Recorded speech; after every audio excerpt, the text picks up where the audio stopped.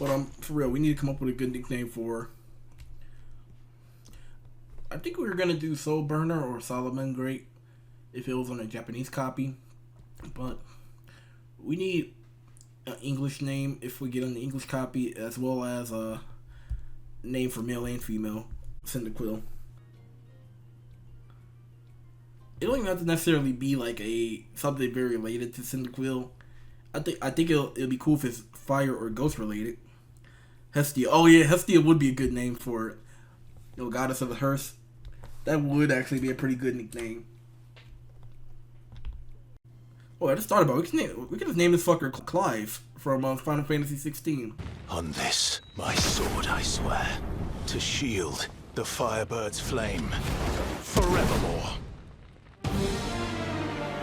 Get ready for the next battle. Section 8. New challenger. I'm here to leave a note. Any objections? Clive Rusfeld! The only fantasy here is yours! Afraid! The flames burn as one! Alright, we hit 19. Let's go! Let that sit there for a bit before we change to 20. Alright, now we hit 820. Alright, we are officially closer to hitting odds than we are not hitting it, if that makes any type of sense.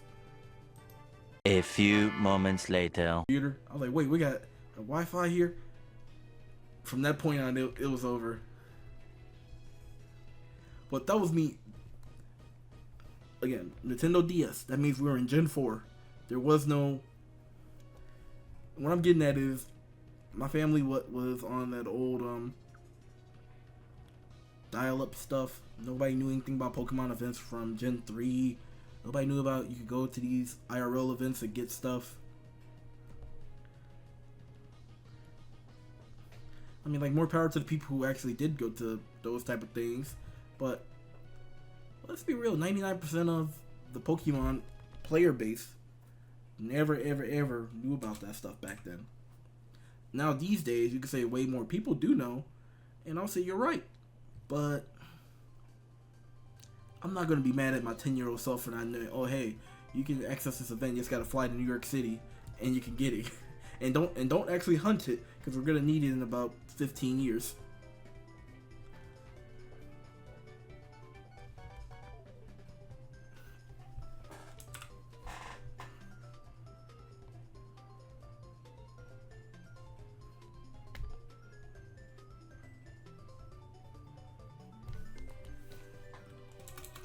Alright, 840.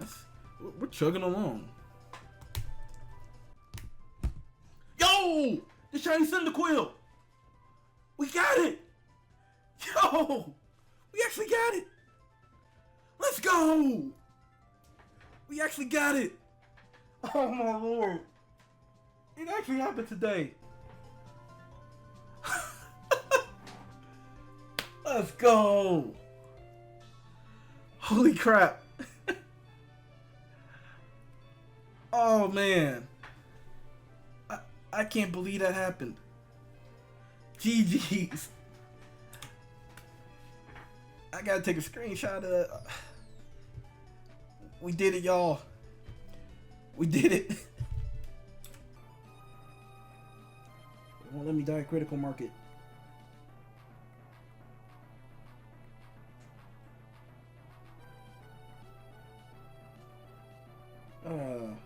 Alright, good enough. We can't die critical market like I want to. Okay. I'm just happy that we got it.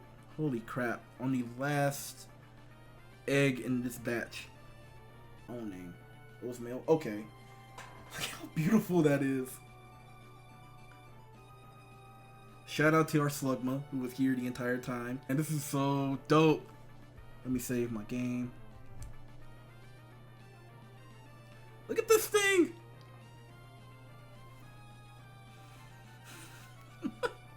Look at it. It's so beautiful. Alright, let's encounter something in the grass. Bruh. Okay, at least we'll be safe. So goated. Hey guys, this happened about a couple weeks ago. Just took a little bit of time to get this video out because I had to find a new editing software. But I started this hunt back in November 14th of 2023. For those who do not know, I compete competitively in VGC, the official Pokemon circuit. And a few months prior to the start of this hunt, we had a rule set that was announced for Pokemon, first discovered in Legends Arceus, could now be legal. Leading up to this hunt, I came up with the idea of, if we get a shiny Pokemon in Gen 3 and 4, and evolve them into their Hisuian, Paldean, and now possibly Colossean forms, or new evolutionary lines, this would be a major flex.